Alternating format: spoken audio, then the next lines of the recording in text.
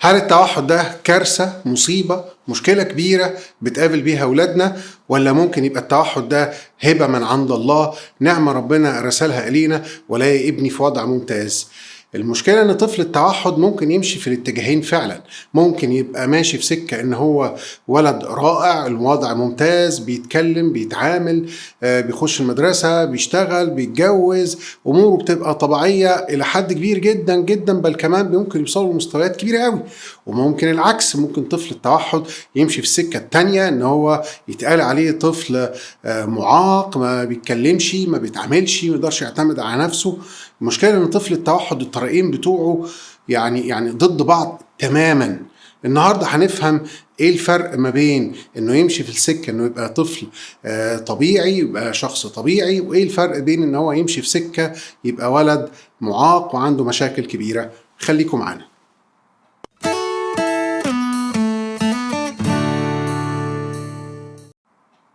اهلا وسهلا بيكم في حلقة جديدة من كلامي اونلاين. معاكم دكتور احمد عبد الخالق. النهاردة هنتكلم في موضوع شائك جدا، وهو المستقبل. الوضع هيبقى عامل ازاي؟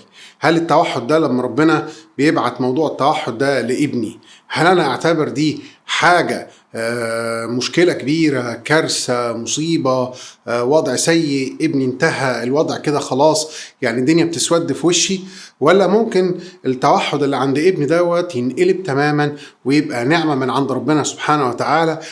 أشوف ابني وضعه كويس، بيتكلم، بيتعامل، متفوق في الدراسة، بيخش الجامعة، بيشتغل، بيبقى وضعه ممتاز، يقدر يعتمد على نفسه، بل بيوصلوا لمناصب ان هم يعني بيشتغلوا في اماكن بتبقى قوية جدا، مرتباتهم بتبقى عالية جدا.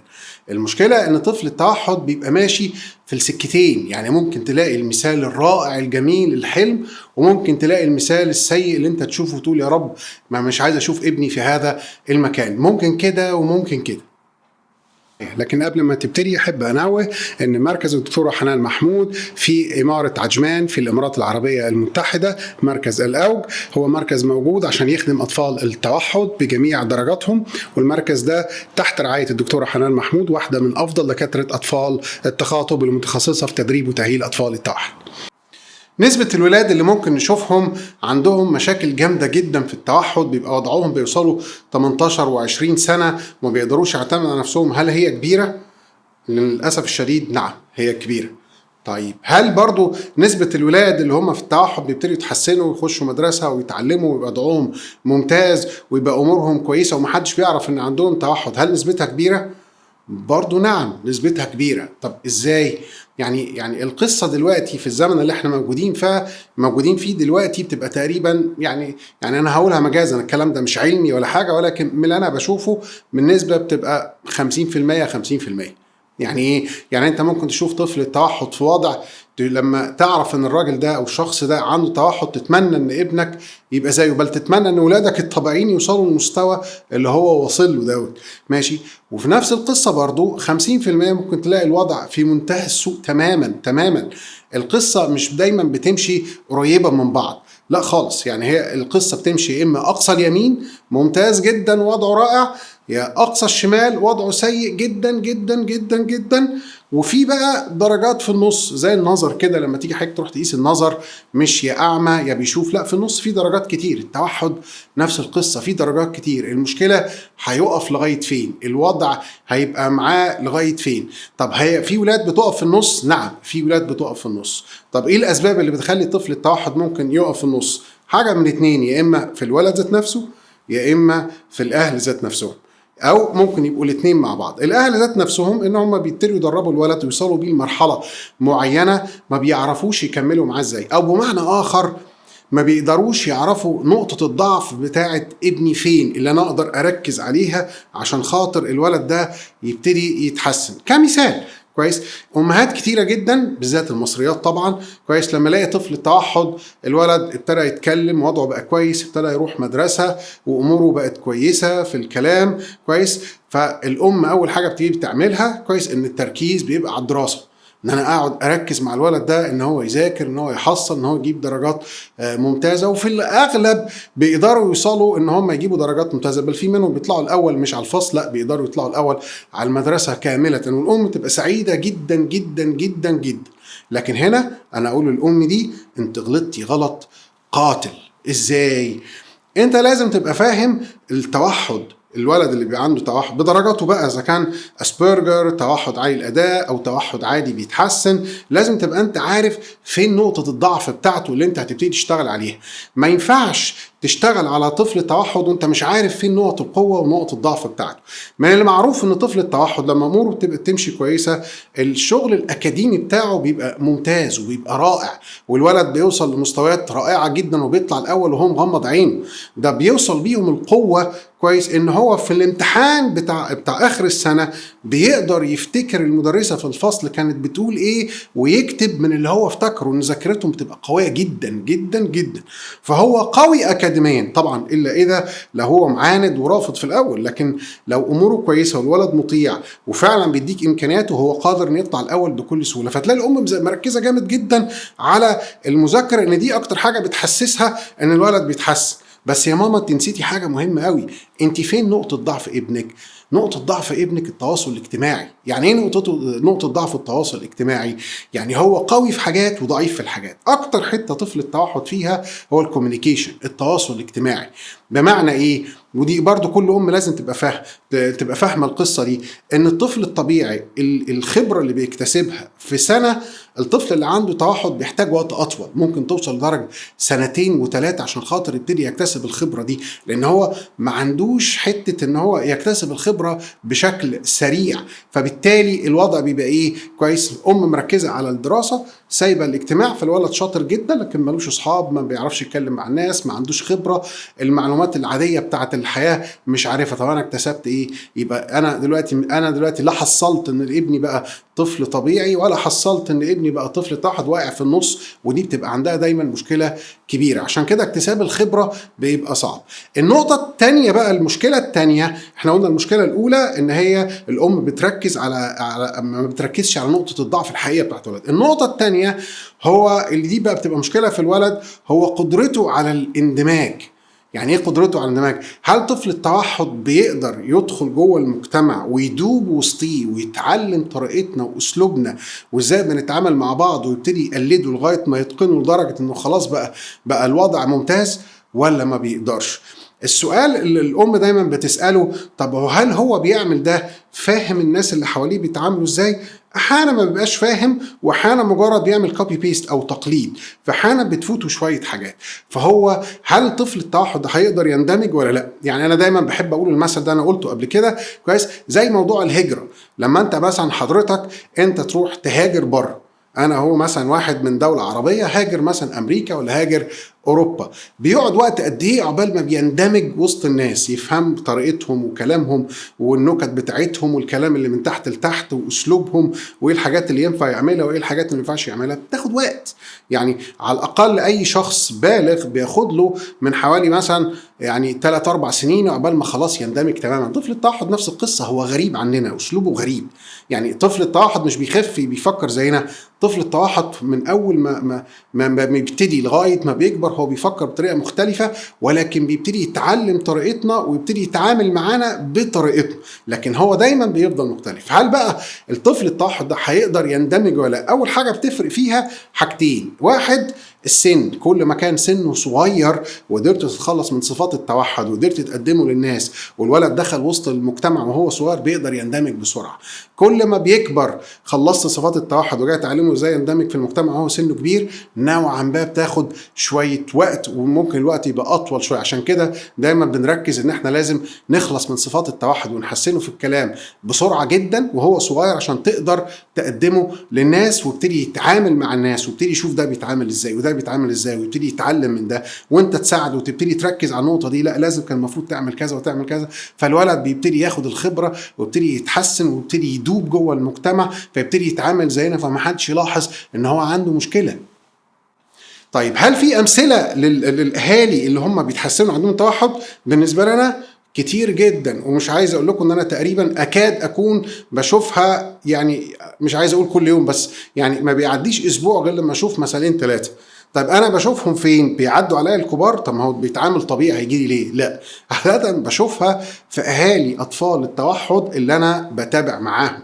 يعني بيبان، يعني طريقه كلامه وطريقه اسلوبه. يعني انا قديم في الشغلانه فبقدر اخد بالي من حاجات صغيره كويس تبقى موجوده في الشخص وهو بيتكلمني، اسلوب الكلام بتاعه، التركيز، الحاجات اللي بيركز فيها. وانا كنت اتكلمت قبل كده على الفيديو عن التوحد في الكبار، فنوعا ما بقدر احسها. فلما ابتدي بسال الاهل شويه اسئله عنهم هم شخصيا بقدر اعرف القصه ماشيه ازاي. بل يعني مش عايز اقول انا احيانا صحيح ما حصلتش كتير، بس احيانا بصادف ان الاب والام الاثنين عندهم توحد، الاثنين ماشي، واحد مهندس والتاني دكتوره كويس، وبشوف الصفات بتاعتهم، المشاكل بتاعتهم هم بيحكوا، بكتشف ان الاثنين عندهم توحد.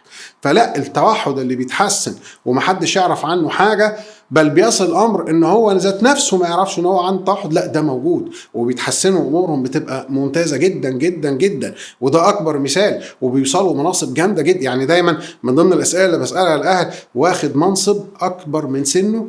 تقول لي ده هو واخد منصب كذا في الشركه بتاعته، ده هو اي مصيبه بتحصل في الشركه كويس او في المؤسسه اللي هو بيشتغل فيها بينادوه هو اللي بيجي يحلها. فعاده بيوصلوا لمناصب جامده جدا. ده الامثله الكويسه. الامثله الوحشه بقى بتجيلي مثلا برضو ناس بتطلب ان انا اتابعها، عنده 18 سنه وعنده توحد، بيضرب امه، ما بيتكلمش، عصبي، نرفوز، ما بيقدرش يعتمد على نفسه كويس. بل يصل الامر ان في ناس بتجيلي عندهم 15 16 سنه ولسه بيلبس بامبرز لغايه دلوقتي. طيب ده وصل لسن خلاص حصل له منتال بلوك، الدنيا قفلت معاه كويس. طيب ده انت مستني منه ايه ماشي في الوضع ده؟ طيب لما تيجي تقولي طب انا اسيبه، طب يا ماما طب ما انت سايباه من زمان، انت جايه تفتكري هو عنده 15 سنه عايزه تخلصي من المشاكل دي. ما بقولش ان هو مش هيتحسن، بس يعني صعب قوي ان انت في سن 15 سنه ما بيتكلمش وعنده المشاكل دي كلها تيجي تضغط عليه وعاوزه يبقى هدفك ان هو يوصل زي الطفل الطبيعي، لسبب بسيط جدا. حتى لو اتحسن في الكلام، حتى لو اتحسن بصفات التوحد ابتدت تخف من عنده، اموره بتبقى كويسه، هو فرق الخبره الرهيب اللي ما بينه وبين الناس اللي في سنه. يعني ولد عنده 15 سنه ماشي عنده مشاكل في الكلام وفي السلوك وفي التعامل وفي التصرفات، وصفة التوحد ظاهرة عليه ماشي. انت يوم ما بتحسن يبقى تفكيرك ان هو هيوصل للطفل الطبيعي في خبرته، هيفهم الحاجات اللي بيفهمها عنده 15 سنة، هيستوعب الحاجات اللي عنده 15 سنة كويس. يعني انا ما بقولش ان الدنيا قافلة بالنسبة له، لكن في ولاد بتبقى نوعا ما سهلة تقدر تحسنه ماشي. بس هي المشكلة ان الخبرة دايما بتبقى محتاجة وقت. يعني دايما انا احب اقول الجملة دي ان الخبرة لا تعلم، الخبرة تكتسب. وتكتسب يعني ايه؟ يعني محتاجة وقت، لازم تدي وقت عشان خاطر طفل التوحد يبتدي ياخد الخبرة ويبتدي يتحسن. ايه هي مواطن القوة، مواطن الضعف في طفل التوحد؟ اي ام بتبتدي تشتغل مع ابنها لازم دايما تبقى حاطه في بالها ايه الحالات اللي ابنها فيها قوي وايه الحالات اللي ابنها فيه ضعيف عشان تقدر تبتدي تشتغل عليه. ما ينفعش تقعد شغاله كده، لازم تبقى عارفه ابني قوي في 1 و2 و3، ابني ضعيف في 1 و2 و3. طيب عشان نفهم القصه دي كويس، المواطن القوه في طفل التوحد بتبقى مركزه في شويه حاجات. واحد، الذكاء الخام. انا بتكلم على الذكاء الخام، لا بيبقوا اذكياء جدا. حتى لو قلت لي ان ده توحد حاله شديده، لا بيبقوا اذكياء جدا، بس هو المشكله ان هو رافض يتعامل معك. تعال شوفه بيتعامل مع ازاي في حاجته هو شخصيا. يعني من سن صغير تلاقي عنده مثلا سنتين مش عايز يتكلم مع امه، فيجيب الكرسي ويحطه ويطلع يجيب الحاجه اللي هو عاوزها، عارف هو بيعمل ايه وله هدف وعاوز يوصل له. هم بيبقوا اذكياء جدا، عندهم قوه ملاحظه شديده. غير حاجه في البيت مثلا، ماما تحط منوكير على ايديها تلاقي ابتدى ياخد باله. سرعه التعلم، الحاجه اللي بيحبها تلاقيه فهمها. شاب بابا مش عارف عمل ايه، من مره واحده راح يعملها. عاده لما بيحب حاجه اداؤه بيبقى فيها جدا. حتى لو كان التوحد عند ابنك مش توحد خفيف، لا توحد اللي هو التقليدي خالص، لا بيبقى عندهم القصه دي بس بمزاجه بكيفه بطريقته باسلوبه هو كويس. بيبقى عندهم الذاكره رائعه، حط الحاجه في مكان وتيجي بعد فتره تلاقي الولد فاهمها وعارف المكان فين، والذاكره بتاعته قويه جدا ماشي. بيبقى عندهم قدرة ان هو يبتدي يفهم الطرق فين، فهو عندهم امكانيات ممتازة. لكن مشكلته هو ما بيرضاش يستخدم الامكانيات دي في التعامل مع الناس الا لما انت تبتدي ايه، تديله دفع، او بالبلدي كده تبتدي تزق. وهو طفل التوحد ما بيتحسنش الا لما تديله زقه، لان هو روتيني وبيحب ان الحاجه تبقى ثابته زي ما هي، فانت لازم دايما تديله زقه كده. النص الثاني اللي هي نقطه الضعف، ودي كل لازم تبقى فاهماها، التواصل. توحد يعني تواصل. انا في التوحد ما بيهمنيش موضوع الكلام، ان شاء الله مقدور عليه. ما بيهمنيش موضوع حركات التوحد، ان شاء الله مقدور عليها. كل الكلام ده بالنسبه لي امور سهله، والامور تمشي باذن الله سبحانه وتعالى. لكن فعلا الصعب صعب صعب وبيحتاج وقت ومجهود، ازاي يتعامل مع الناس، ازاي يعرف ازاي يتكلم ده، وازاي يرد على ده، وازاي يجاوب على اسئله ده، وازاي يعمل حوار مع ده، وازاي يدي نظره عين لده كويس، ازاي يتعلم ازاي ايه الصح وايه الغلط. فدي هي دي نقطه الضعف الكبيره اللي بتاخد وقت. زي ما قلت لكم الاول ان الخبره الحاجات دي ما ينفعش اقعد اعلمها له في البيت. يعني ما ينفعش تقعد تعلم ابنك ازاي يتعامل مع الناس وهو قاعد في البيت. عشان تعلمه ازاي يتعامل مع الناس لازم تبتدي يتعامل مع الناس، وانت تبتدي تفهمه يعمل ايه وما يعملش ايه. فدي اللي بتاخد وقت شويه. الخبره انها بتبقى تراكميه، مش حاجه كده يلا نقعد النهارده في البيت اعلمك ازاي تتعامل مع الناس. لا، ما بيحصلش. ده لازم يتعامل عملي في الموقف في الظروف. عشان كده اندماج طفل التوحد مع الناس لازم يتم بشكل مكثف جدا جدا، عشان يعوض الفرق ما بين الوقت اللي هو راح منه. عشان انت مثلا لو انت حسنت وتخلصت من صفات التوحد والكلام وبقى عنده مثلا 3 سنين، طب ما انت عندك سنتين راح هو ما اتعلمش فيهم ازاي يتعامل مع الناس، فانت عايز تعوض الفرق ده. فانت محتاج تعرضه لاكبر عدد ممكن من الناس عشان يبتدي ياخد الخبره دي، ويبتدي توجهه ويتصرف ازاي ويتعامل ازاي، وتبتدي تصطاد الاخطاء بتاعته عشان تبتدي تعلمها له.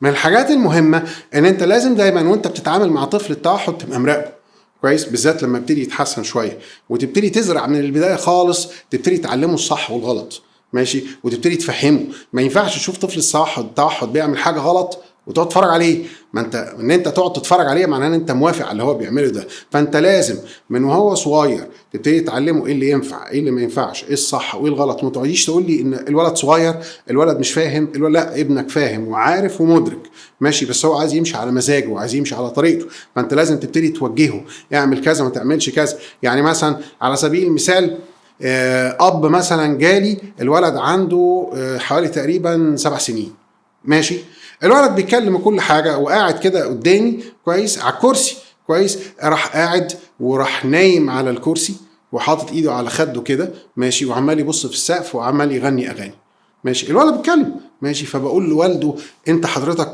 انت ابنك ده دي تصرفات طفل عنده 7 سنين؟ فبص له كده وقال لي لا.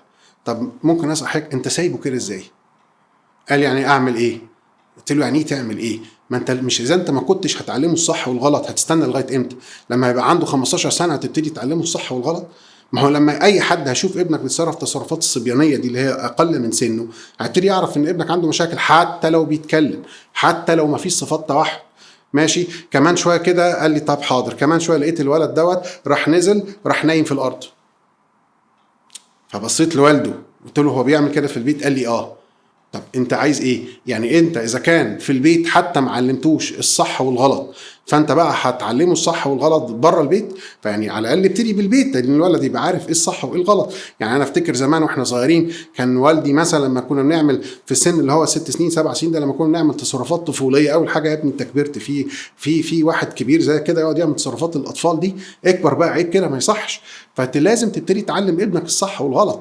ما تقعدش تقول مش فاهم، ما تقعدش تقول بكره هيكبر ويعرف، لا، هو دايما محتاج ان انت تعلمه، انت تديله المعلومه.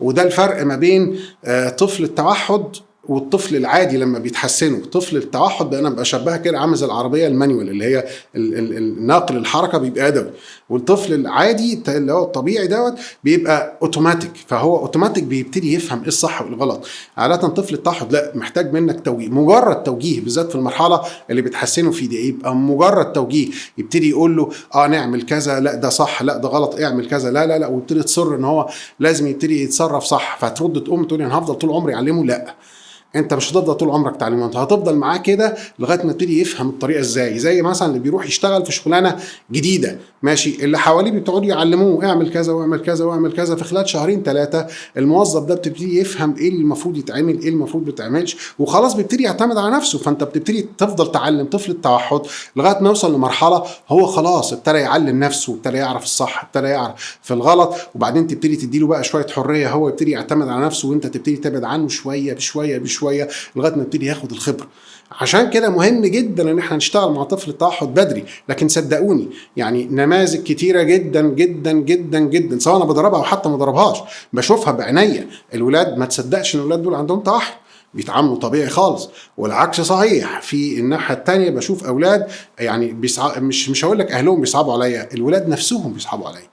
يعني بعد عمر طويل للولد ده يعني هيبقى مين اللي هياخد باله منه؟ اخواته؟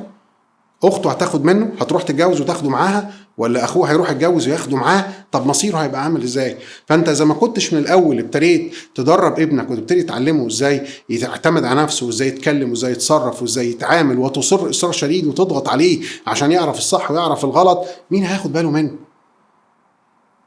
فارجوكم يعني خلي عندكم امل في نماذج مشرفه وكتيره جدا للتوحد، وبرضه في نماذج تشوفها فعلا بيصعب عليك الولاد، بيصعب عليكم الاهل كمان. يا رب ان شاء الله اكون فدتكم النهارده بالمعلومات اللي انا قلتها ديت. واذا كان عندكم اي معلومه او اي خبره سابقه بالولاد الاطفال اللي تحسنوا، يا ريت نكتب تحت عندنا في التعليقات، وما ننساش نعمل اشتراك وسبسكرايب في القناه عندنا. كان معاكم دكتور احمد عبد الخالق.